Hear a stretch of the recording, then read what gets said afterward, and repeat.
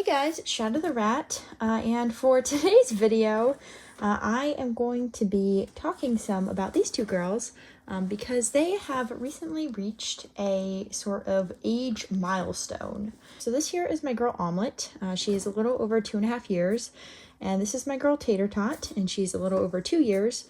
And for anyone who doesn't know, unfortunately rats only live a pretty short life, typically between 2 to 2.5 years, although most rats will only live somewhere around 25 to 26 months. So whenever my rats reach at least 2 years, I kind of consider that a milestone, as in they've lived a pretty good life, and I know that anything past that is kind of like extra time. And I always feel lucky when I have rats that live like 2.5 years or longer, because it's just not that common in my experience, or I guess I should say not so much not that common as it is just not really guaranteed, because it's just very old for rats. So I thought in this video I'd kind of, okay, so I had to add some yogurt because Tater Tot was apparently not a fan of the chocolate bunny.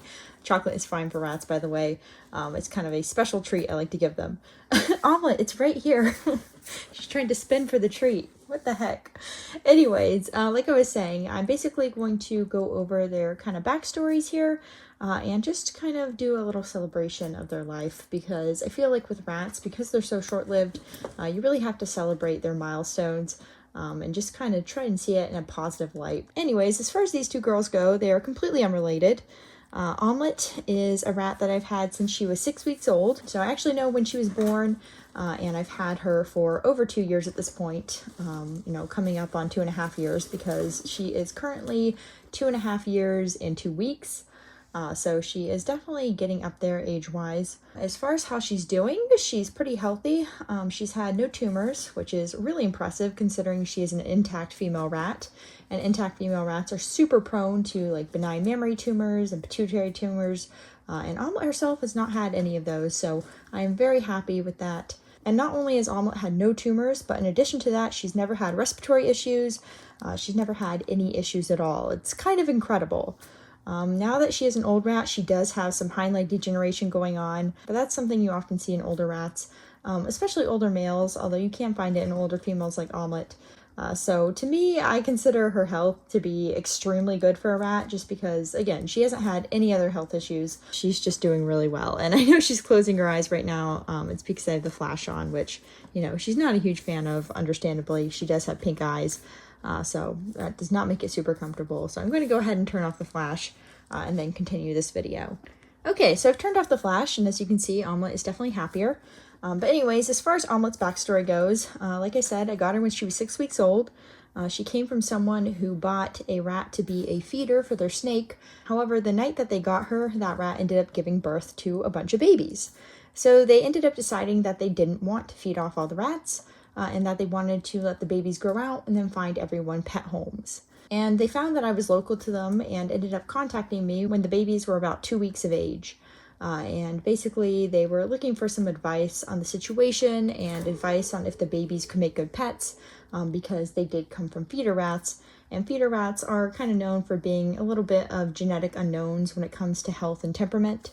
And I told them that I've had feeder rats as pets before, and that all of mine have been super sweet and amazing pets. And I told them that it was just fine to keep them as pets, and said that if they did end up keeping them all as pets, then I would be happy to take 2 of the females when they got old enough. So fast forward to when the babies were 6 weeks old, and I was contacted again and told that the babies were ready, and that if I wanted to come and pick out 2 females, and I was still interested, then they were just ready to go. So I told them that I was definitely still interested, and I went out and picked out 2 babies. One was Omelet here, and one was her sister Egg. Egg has unfortunately passed. She passed when she was 2 years and 3 months old, so still pretty old for a rat. Anyways, as I was saying, I ended up getting Egg and Omelet, and at the time they were identical, so I was pretty much just picking babies at random. So I was dyeing her and Egg's tail at the beginning to kind of tell them apart. By the way, I used food dye for this, and it's completely safe to do this. It's best to dye their tails because they groomed at the least. But anyways, when Omelet got to a little over 9 weeks of age, she ended up developing her Himalayan points. You can see on her nose and her butt, she has a little brown spot, and those are Himalayan points. And with Himalayans, they start completely white, and they develop points between 6 to 12 weeks of age. So that's why she looked exactly like Egg when I got her, and that's why she ended up developing points later on. Now, Egg stayed completely white because she was a true albino, but Omelet developed her points, so after about 9 weeks of age, it was very easy to tell them apart, even without the dyed tails. As far as their personalities go, Egg was always a little bit more of a people rat. She was more licky and kind of friendly and engaging with people. And Omelet was always a little bit more individualistic and kind of reserved. She's more of a rat's rat, but she's pretty tolerant of people as well, especially now. It did take her about 9 months to warm up to handling. Before that, she would kind of freak out if you tried to handle her. But she was pretty confident in general. She just didn't like handling. Like, everything but handling she was fine with. I taught her to jump onto my hand super quickly. I mean, it just took her a few minutes to figure it out. And then it was very easy to transport her around. So it's not like she had a problem with people or the environment or anything like that. She's actually a pretty confident rat. It's just that she was never a fan of handling or touch. And I respect that. So, I try to minimize handling her even now, because even after having her for over 2 years, I can tell that she's not a huge fan, even though she tolerates it very well. But yeah, she's just a really sweet and amazing rat, and I'm very glad that she's still doing so well at 2.5 years. She has definitely slowed down some, especially in the last 2 months, so I'm not sure how much time we have left.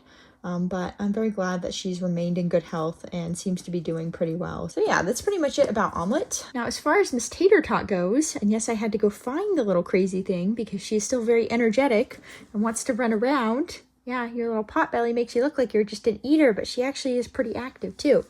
Anyways, Tater Tot here is around 2 years and 1 month, and she is a dwarf rat. Unfortunately, a dwarf rat with some form of obesity. She seems to have some genetic component there because it is extremely difficult to get her to lose weight and keep it off. And it's just a constant struggle with her. She's better than she used to be, but let me tell you, it's very difficult keeping her slim. And as you can tell, it's definitely not something that she is right now. It's actually harder right now because I have her living with a bunch of younger rats and I don't want to restrict their food. So it's kind of a situation where I just try to keep her as active and stable weight. And as long as her weight isn't getting in the way of her getting around or causing health issues, I don't mind it too much. Anyways, Tater Tot I got when she was a little over 1.5 years old, and she came with 2 other rats called French Fry and Potato. French Fry was her sister and also a dwarf, while Potato was her older standard cage mate. And unfortunately, Potato ended up passing about 2 months after I got them. She was over 2 years when I got her, so not completely unexpected. And French Fry, unfortunately, she also ended up passing. She passed, I want to say 2 months ago. Actually, I had her put to sleep, and it's because she developed a Zimbel's gland tumor, which is an inoperable face tumor. And it's just completely painful and devastating for the rat. And there's no treatment except for this experimental radiation therapy, which is almost impossible to get unless you live in an area where they have a specialized cancer treatment center for pets, specifically small pets. And unfortunately, I do not live anywhere near anything like that. So with French Fry, I had to make the decision to have her put to sleep about 3 weeks after she was diagnosed with cancer. And it was a really difficult decision because she was not even 2 years old yet, but it was something I had to decide on because she was just getting worse and I couldn't let her suffer. Unfortunately, that left Miss Tater Tot here without any buddies because I initially tried to introduce her to Omelet's group, but Omelet's group includes 2 older rats called Olive and Donut, and they do not like strange rats. And in particular, they did not like Tater Tot because Tater Tot is extremely submissive and dramatic towards other rats. And that combination is like the most annoying thing to my older girls. I don't know. They just really hate rats that try to be like super submissive and go under them all the time. And they also don't like rats that are always like squeaking at them when they come near, which Tater Tot would do. So it was just not really a great matchup. And I'm sure with enough time they would have bonded, but it wasn't worth it because Olive and Donut are almost 2 years and 8 months. And Tater Tot, again, is also an older rat. So it's just not worth the stress, especially because Donut unfortunately ended up injuring Tater Tot by biting her eyelid right here. And that actually caused permanent damage. Even though it did heal up pretty well, the eyelid is now missing a chunk, which means that she's more prone to getting things in her eye. It's obviously not an ideal situation, and considering that sort of injury, I didn't want to continue to try and bond her with Donut because, obviously it was a danger to her. So because of that, I ended up bonding Tater Tot with my 2 other dwarf girls, Butter and Toast. But they're bonded to the big group, so that was kind of a difficult situation because I had to break them up. But I ended up getting 3 young standard rats, Tofu, Raisin, and Popcorn. And so I bonded them to Tater Tot and put Butter and Toast back with their main group. So now I have 2 groups, one with Tater Tot and her 3 younger cage mates, and the other with my 6 other rats. So that is a little bit of an unideal situation because I would like to get everyone together, but it's definitely the best for Tater Tot and the other rats. And eventually when my 2 oldest girls pass, then I will be bonding everyone together. Anyways, Tater Tot herself is a very sweet rat. She is a little bit more on the timid side. She's very tolerant of things like handling, as you can see now, but she's not super confident when it comes to things like new environments, although she does like to explore. It's just kind of more at her own pace. She's a little bit timid around strange rats, but she does warm up to them pretty quickly as long as they're nice to her. And otherwise, she's a pretty friendly little rat. It just kind of takes her time to warm up to new things. But once she warms up to them, then she is very friendly and outgoing. So she's still a very sweet little rat. And other than her eye issues, she hasn't had any other problems. And of course the eye issues are injury based, so that's not really due to her having any sort of innate issues. She hasn't had any tumors either, just like Omelet, but she is a dwarf rat, so that's to be expected because dwarfs are resistant to the most common types of tumors found in rats, which are usually hormonally based, and dwarfs lack a lot of growth hormone, so they typically don't develop these sorts of tumors.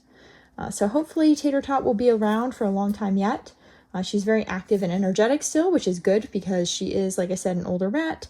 Although as a dwarf, she should live about 30 to 40% longer than most standards. But yeah, she's just been doing really well in general. And I'm just hoping that she's going to continue to be healthy. I'm just going to continue to keep an eye on her. And otherwise, she's doing pretty well. A sweet little bean. She has the cutest face, I swear.